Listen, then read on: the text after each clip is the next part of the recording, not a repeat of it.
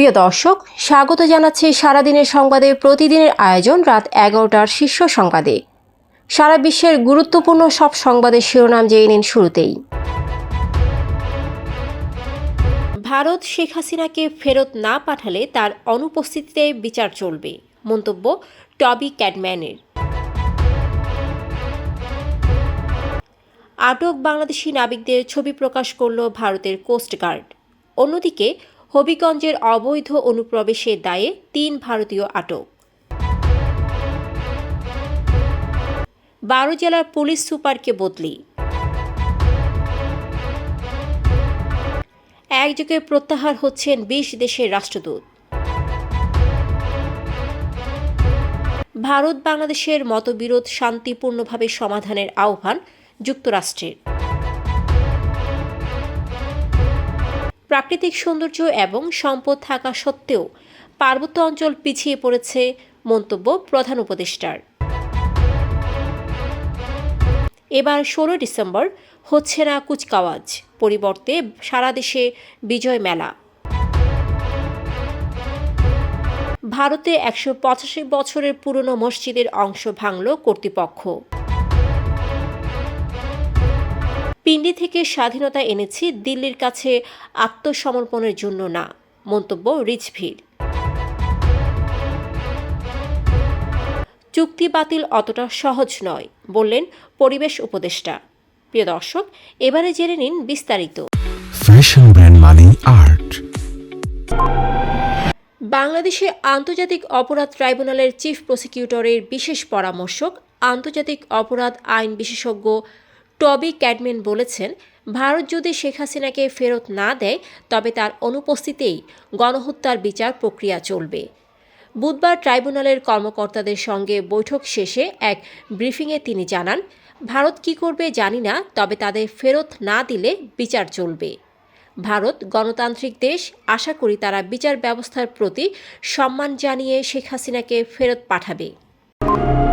ভারতীয় কোস্টগার্ড 78 বাংলাদেশি নাবিক সহ 2টি ট্রলারের ছবি প্রকাশ করেছে, যা 10 ডিসেম্বরের রাতে তাদের ফেসবুক পেজ ও এক্স হ্যান্ডলে শেয়ার করা হয়।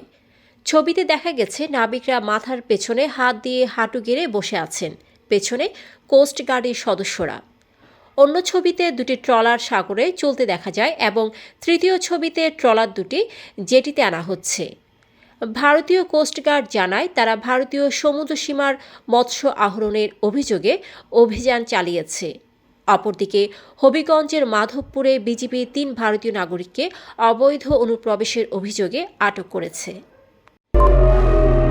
পুলিশের বিভিন্ন ইউনিটে বদলি ও রদবদলের ধারাবাহিকতায় দেশের বিভিন্ন জেলার 12 পুলিশ সুপারকে বদলি করা হয়েছে। বুধবার স্বরাষ্ট্র মন্ত্রণালয়ের পুলিশ এক শাখার উপসচিব আবু সাইদ সই করা এক প্রজ্ঞাপনে বদলির আদেশ দেওয়া হয়েছে। বাংলাদেশের মিশনগুলোতে রদবদলের অংশ হিসেবে আরও 20 দেশের রাষ্ট্রদূত পরিবর্তন করতে যাচ্ছে অন্তর্বর্তী সরকার। মঙ্গলবার ফরেন সার্ভিস একাডেমিতে নিয়মিত প্রেস ব্রিফিংয়ে এক প্রশ্নে প্রধান উপদেষ্টার উপপ্রেস সচিব আবুল কালাম আজাদ মজুমদার এ তথ্য দেন। তিনি বলেন, কূটনীতিকদের সরিয়ে আনার জন্য রাজনৈতিক দলগুলো থেকে যে সুপারিশ আসছে সেটাও সক্রিয়ভাবে বিবেচনায় রাখা হয়েছে। ডিসেম্বর মাসে বাংলাদেশের বেশ কয়েকজন রাষ্ট্রদূত পিএলআরে চলে যাবেন, তাদের রিকল করা হয়েছে। ভারত ও বাংলাদেশের মধ্যে চলমান মতবিরোধ শান্তিপূর্ণভাবে সমাধান করার আহ্বান জানিয়েছে যুক্তরাষ্ট্র।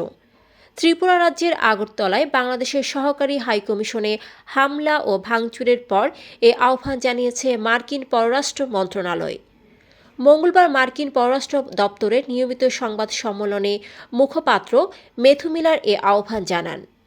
এক প্রশ্নের জবাবে তিনি বলেন, আমরা চাই উভয় পক্ষ তাদের মতবিরোধ শান্তিপূর্ণভাবে সমাধান করবে।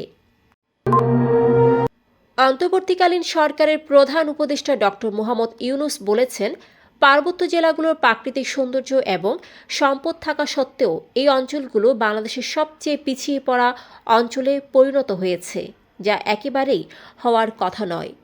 এখানে প্রযুক্তির প্রসার দরকার, কারণ দুর্গম এলাকা হওয়ায় যোগাযোগের সমস্যা রয়েছে। প্রযুক্তি ব্যবহার করে এই দূরত্ব সহজেই জয় করা সম্ভব।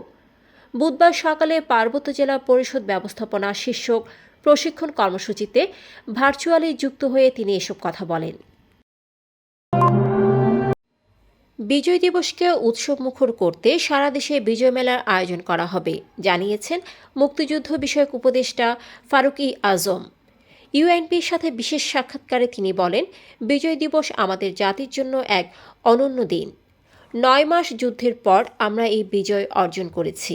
তিনি আরও বলেন, একসময় সারা দেশে বিজয় উৎসব হতো, তবে তা ধীরে ধীরে নিষ্ক্রিয় হয়ে পড়েছিল। এবার জেলা ও উপজেলা পর্যায়ে বিজয় মেলা অনুষ্ঠিত হবে। ভারতের উত্তরপ্রদেশে ১৮৫ বছরের পুরনো নুরি জামে মসজিদের একটি অংশ ভেঙে ফেলা নিয়ে বিতর্ক সৃষ্টি হয়েছে।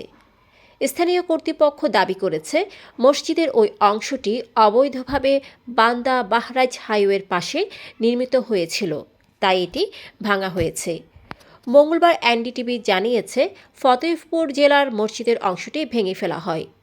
জেলা প্রশাসন জানায়, public works department PWD ১৭ August notice দিয়ে ওই অংশ সরানোর নির্দেশ দেয়, কিন্তু মসজিদ কমিটি তা উপেক্ষা করে। মসজিদ কমিটি এলাহাবাদ হাইকোর্টে আবেদন করেছিল, তবে আদালতের আদেশ আসার আগেই প্রশাসন পদক্ষেপ নেয়। রক্ত দিয়ে কেনা স্বাধীনতা পিণ্ডির কাছ থেকে ছিনিয়ে এনেছি, দিল্লির কাছে আত্মসমর্পণ করার জন্য নয় বলে মন্তব্য করেছেন বিএনপি সিনিয়র যুগ্ম মহাসচিব রুহুল কবির রিজভী। বুধবার সকালে রাজধানীর নয়াপল্টনে বিএনপির কেন্দ্রীয় কার্যালয়ের সামনে লং মার্চের শুরুতে দেওয়া বক্তব্যে রিজভী এসব কথা বলেন। ভারতের আগরতলায় বাংলাদেশের উপ হাইকমিশন অফিসে হামলার প্রতিবাদে ঢাকা থেকে আগরতলার উদ্দেশ্যে যুবদল, স্বেচ্ছাসেবক দল ও ছাত্রদল এই লং মার্চ করেছে।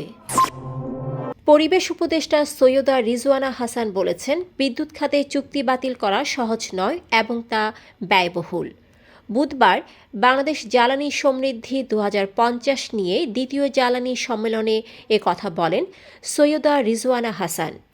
তিনি নাইকো চুক্তির উদাহরণ দিয়ে জানান, পর্যালোচনাধীন চুক্তিগুলোর অনেকটাই ক্ষতি নিয়ন্ত্রণে সময় কাটাচ্ছে সরকার। ঢাকার ছাদে সোলার প্যানেল তদারকি নেই এবং অধিগ্রহণ করা জমি নবায়নযোগ্য জ্বালানি বা বনায়নে ব্যবহার করা যেতে পারে। তিনি বলেন, সম্মেলনে জ্বালানি সাশ্রয়ের বিষয়ে আলোচনা হয়নি। দর্শক, এতক্ষণ আমাদের সাথে থাকার জন্য ধন্যবাদ। প্রতি মুহূর্তে দেশ বিদেশের গুরুত্বপূর্ণ সব সংবাদ জানতে চোখ রাখুন সারাদিনের সংবাদের অফিসিয়াল ফেসবুক পেজে। Fashion brand মানে art. Men's, ladies and kids wear art. Be smart.